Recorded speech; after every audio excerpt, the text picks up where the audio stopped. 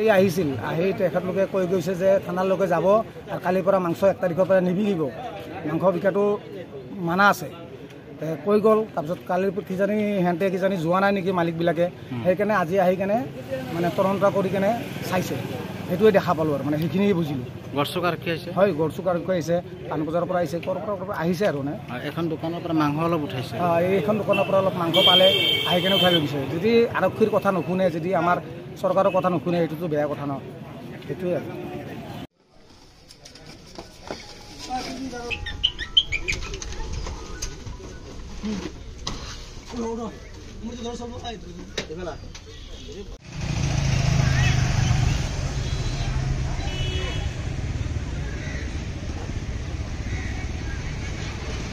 এই খবৰটো আমি আগৰ পৰাই আমাৰ গড়চুক আৰক্ষী থানাৰ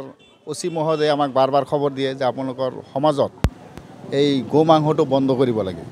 এইটো বাৰে বাৰে ইহঁতক ৱাৰ্ণিং দিয়া হৈ আছে আৰু আমি কটাবাৰী গাঁওৰক্ষী বাহিনীৰ ফালৰ পৰাও আমি ইহঁতৰ বিৰুদ্ধে এজাহাৰো এটা সময়ত দিছিলোঁ আৰু আমাৰ গড়চুক আৰক্ষী থানাই যথেষ্ট মানে পদক্ষেপ লৈছে যিহেতু গোটেই অসমত এই গো মাংসলৈ এটা বিতৰ্ক চলি আছে গতিকে আমি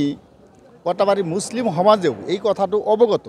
আৰু যাৰ কাৰণে আমি এই দোকানীকেইটাক আমি বাৰম্বাৰ অনুৰোধ কৰিছিলোঁ যে পৰিস্থিতি খুবেই বেয়া আপোনালোকে সকলোৱে জানে যে ধুবুৰীত কিমান ডাঙৰ ঘটনা হৈ গৈছে আমবাৰী ফটাহিল আমবাৰীতো এটা ঘটনা হৈ গৈছে গতিকে আমি মুছলমান মানুহবিলাক সদায় সচেতন থাকিব লাগিব আৰু আমাৰ বিশেষকৈ আমাৰ কটাবাৰী গাঁওখনত যাতে এনেকুৱা ধৰণৰ ঘটনা যাতে নহয় তাৰ কাৰণে ইহঁতক আমি সমাজৰ ফালৰ পৰাও বাৰে বাৰে অনুৰোধ কৰিছিলোঁ যে দোকানটো বন্ধ ৰাখিব লাগে পৰিস্থিতি ভাল যেতিয়া হয় অসমৰ আইন কানুন যেতিয়া ঠিক হ'ব বা যিটো পৰ্যায় যেতিয়া ভাল হ'ব তেতিয়া আপোনালোকে এই বস্তুটো কৰিব পাৰিব বৰ্তমানলৈকে এইবিলাক বস্তু বন্ধ ৰাখক কিন্তু ইহঁতক আমি বাৰ বাৰ অনুৰোধ কৰিছোঁ যদিও কিন্তু ইহঁতে খোলা ৰাখে আজি গড়চুক পুলিচে আহি গোটেইখিনি বস্তু পালে পোৱাৰ পিছত সেইবিলাক চিজ কৰিলে আমাৰ উপস্থিতিতে চিজ কৰিছে আৰু বাকী এতিয়া আইনগতভাৱে যিটো ব্যৱস্থা লয় সেইটো ল'ব আৰু দোকান আমি জনামতে কটাবাৰীত 3খন দোকান আছিল এই 3খন দোকানতে অভিযান চলাইছে মাংস আমি যিটো এইটো দোকানত পালোঁ 72 দশমিক কিবা এটা আছে 72 কেজি পাইছে মাংস